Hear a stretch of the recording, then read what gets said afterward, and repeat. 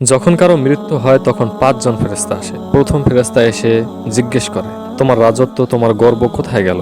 তোমার আত্মীয় স্বজন কোথায় গেল? তোমার সন্তান সন্ততি কোথায় গেল, যাদেরকে তুমি আপন মনে করেছিলে? কাফন পরানো হয়ে গেলে দ্বিতীয় ফেরেশতা এসে হাজির হবে। তারপর সেই ফেরেশতা এসে বলবে, ইবনে আদম, তুমি অবৈধ সম্পদ অর্জন করেছিলে, কিন্তু আজ এগুলো কিছুই তোমার সাথে যাবে না। যখন জানাজা শেষ হবে তখন হাজির হবে তৃতীয় ফেরেশতা, যিনি জিজ্ঞেস করবেন, আজ তুমি এক লম্বা সফরে যাচ্ছ, এই সফরের মতো দীর্ঘ সফর এর আগে তুমি কখনোই যাওনি। চতুর্থ ফেরেশতা তখন হাজির হবে যখন আমাদের দাফন কার্য চলবে। চতুর্থ ফেরেশতা এসে বলে উঠবে, হে ইবনে আদম, তুমি আজ পরে আসো সেই মাটিতে, কালকেও যে মাটির উপর দিয়ে তুমি হেঁটে গিয়েছিলে, আজ পরে আসো সেই মাটিতে, অথচ গতকালও তুমি এই মাটির উপরে বসে জড়িয়েছিলে ঝগড়া ফাসাদে। শেষ ফেরেশতা আসবে কবর দিয়ে দেওয়ার পরে। তখন সে এসে বলবে, ওহে ইবনে আদম, দেখো তোমার আপনজন সবাই তোমাকে ছেড়ে চলে যাচ্ছে, ওরা আজ তোমাকে সাহায্য করছে না, তুমি আজ একা। আজ কঠিন এক পরীক্ষা তোমাকে